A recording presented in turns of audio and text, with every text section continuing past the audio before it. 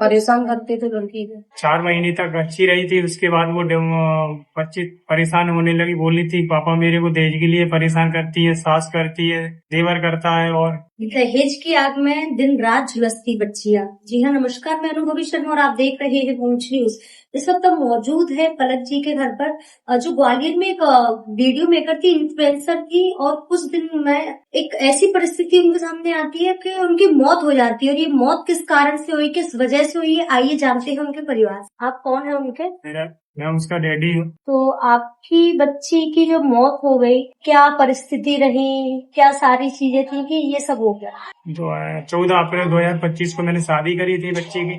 4 महीने तक अच्छी रही थी, उसके बाद वो बच्ची परेशान होने लगी, बोली थी पापा मेरे को दहेज के लिए परेशान करती है, सास करती है, देवर करता है, और मेरा खुद आदमी करता है। कहते तो तेरे बाप के यहाँ से दे, वो नहीं लाई, गाड़ी लेके आ, ब्रेजा गाड़ी लेके आ। और आए टाइम उसको मारती थी, पीटती थी। वो घर पे आती थी, वो पीड़ा मेरे को बताती, मैं घर पे भी गया उसके 1-2 बार उसके, तो वो कहते थे कि मैं समझी ये क्यों बच्ची को, ये क्या परेशानी क्यों? तो समझी बोलते थे कि नहीं ऐसी कोई बात नहीं है समझी, सब देख लेंगे। तो उसके बाद फिर वो बच्ची, फिर मैं घर पे आ जाता था, फिर वो बच्ची घर पे आती थी, वही पीड़े फिर बताती थी पापा वो 10-15 दिन सही रहते हैं, उसके बाद फिर वही मारना पीटना, लड़ाई झगड़ा। ऐसी परिस्थितियों में आपकी बच्ची की मौत हो जाती है और कहीं ना कहीं खबर ये निकल के आती है कि 3 दिन तक वो बच्ची भूखी रहेगी। आप क्या कहना चाहेंगे? कार्रवाई करोगे? सरकार से आपने क्या मांग की है? सरकार से क्या मांग करेंगे? सजा दो।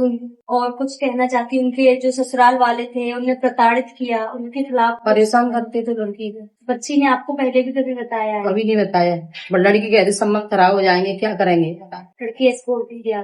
जब यहाँ आती थी मायके में तो उसने कभी कोशिश नहीं की बताने की? कभी नहीं कहती। कितने साल हो गए उसको? 1 साल हुई। क्या दहेज की मांग करते थे? दहेज की मांग करते थे, थोड़ी बहुत गाड़ी मांगते थे। गाड़ी मांगते। मारपीट का भी कभी कोई सामने आया है सच? कभी कभी तो नहीं आया मारपीट का। आप उनके ससुराल वालों से कुछ कहना चाहेंगे?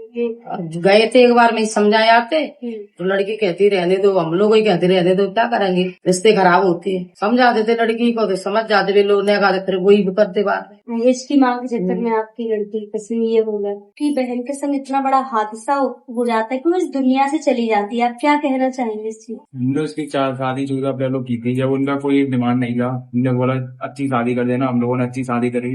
उसके 4 महीने बाद उनकी डिमांड आने लगी, कार लेके आओ, ये लेके आओ घर से अपने। तो वो घर पे जब जब आती थी तब तो बताती थी ये परेशान कर रहे हैं, तो हम लोगों ने उनसे बात भी की। वो लोग बोलते अब नहीं होगा, 10-5 दिन फिर वो रुक जाते, फिर उसका वही करने लगते थे।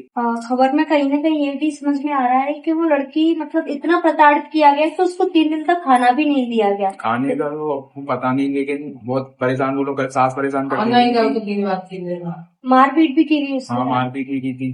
आप सरकार से क्या कहना चाहेंगे? कार्रवाई करो जल्द से जल्द उनपे। अभी सरकार के पास आप गए हो, जैसे पुलिस में गए तो उन्होंने क्या बोला था? कार्रवाई चल रही है, कि FIR नहीं है।